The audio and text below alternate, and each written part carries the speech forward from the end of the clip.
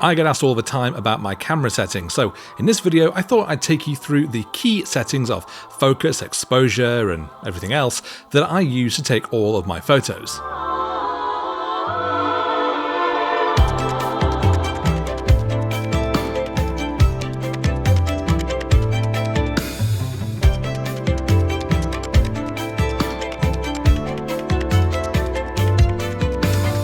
I say all my photos, there's no one set of settings that works for every single type of photography, and the point of growing as a photographer is learning how to use your settings to get exactly the look you want in any different scenario. But for most of my street, travel and documentary style photography, I tend to stick to the same formula.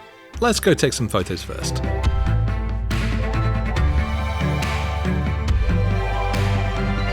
Actually started by driving a little bit down the coast to wander around Musselburgh.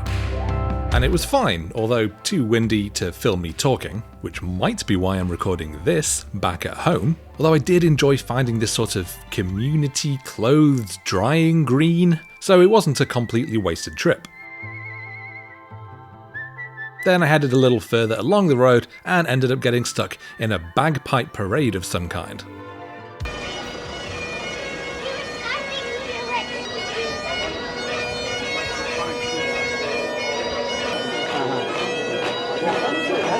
And I know I'm going to be run out of Scotland for saying this, but bagpipes are shrill.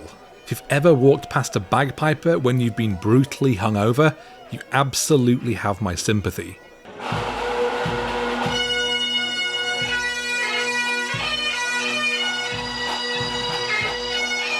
I thought I'd get more photos here than I did, but I didn't really see that much that I wanted to take photos of.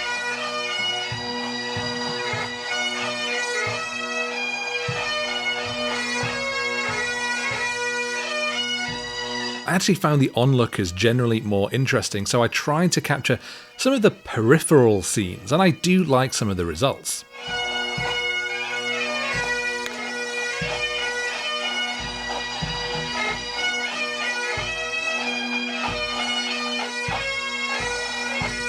So, by camera settings, I'll try to keep it simple.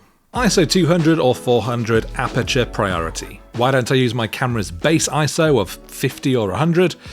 Because I don't need to. I'd rather make sure I've got faster shutter speeds to make sure to capture any fast motion and to avoid any kind of motion blur from my hands.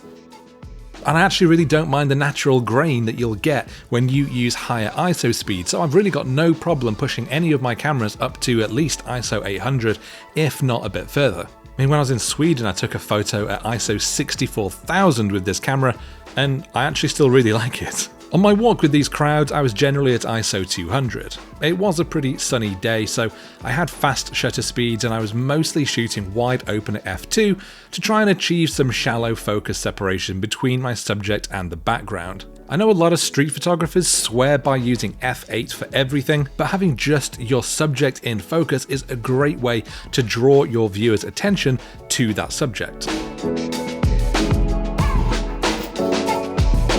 But here I did stop down to f8 to make sure that the whole scene was in focus. But of course, being an aperture priority means that my camera is deciding on the shutter speed to use, and though this shot was fairly cloudy, the camera was still giving me 500th of a second, so there was no chance of any motion blur. And I think I was about 4 coffees in at this point, so motion blur from my hands was definitely on the cards. Later in the afternoon, I headed to my favourite haunt of Portobello Beach. I love photographing on UK beaches, and especially as soon as that sun comes out. There's always such life and vibrance and fun and colours and things going on, and I almost always get shots that I like.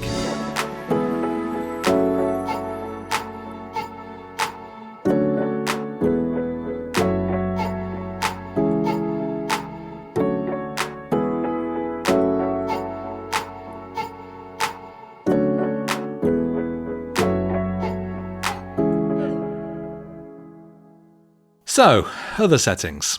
White balance.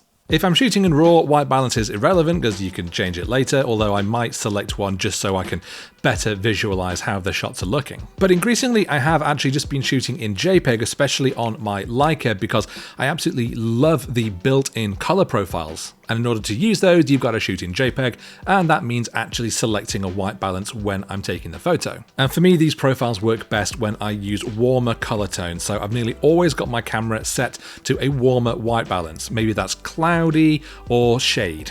I'll keep an eye on it, and if things start looking a little bit too orange, then I can select something else. And maybe it's not the case with every camera, but certainly with the Q343, I find that the auto white balance tends to err on the cool side of things. And I don't want that, and nor do I want that white balance to change throughout the day. I want a consistent look, so I will pick a white balance and I will stick with it.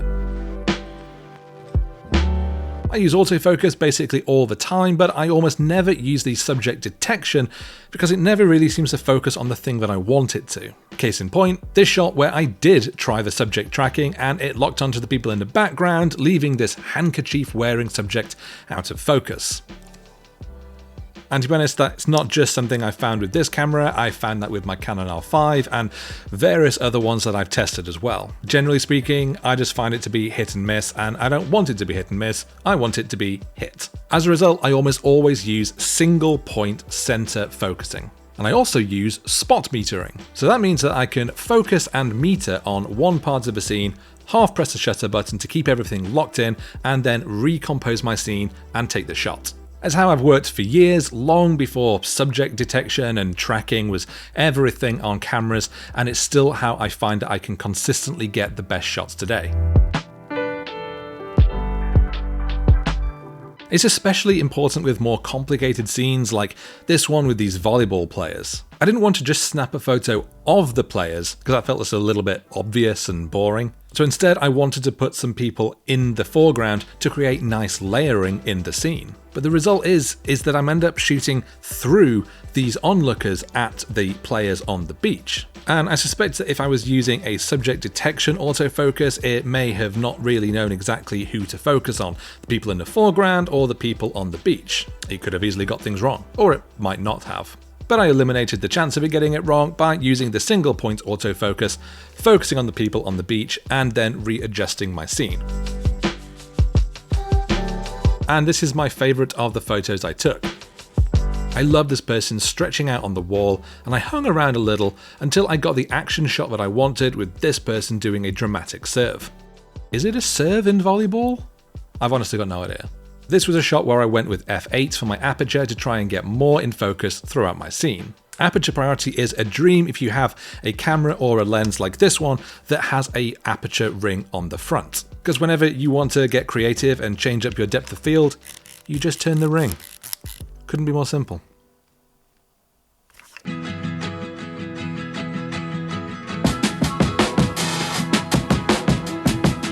I spent a while walking up and down the promenade, shooting away when something caught my eye, with my settings remaining at ISO 400 and f8, which gave me shutter speeds fast enough to freeze the action of this person doing a handstand,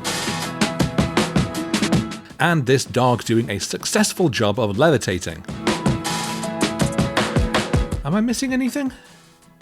Exposure, focus, white balance. My drive mode is at single shot rather than burst mode. I have my camera turned on rather than off when I'm taking photos. That's a pro tip. I think that's it. At least that's it for most of this type of photography. When I'm shooting my macro work or products, it's a completely different ballgame, as it is when I want to achieve some motion blur in my street photography, or of course if I'm taking photos at night. But I hope that for those of you who've been asking about the settings I use on my various photo walks with this camera, that this video has been useful. I think these settings should give you a decent starting point no matter what camera you're using, but of course the thing to then do is to play around with them and see how they affect your photo and try and dial in things that actually give you the look that you really want. And if there are any specific shooting conditions that you actually want to know a bit more about, do feel free to pop your thoughts in the comments below, and maybe it's something I can do a video on later. That's right, give me ideas for videos, because I have got no more of my own. But that brings me to an end of the video. I really do hope that it has been useful. If you have enjoyed it, then of course please do hit that like button and consider subscribing to my channel if you don't already, and I will see you next time.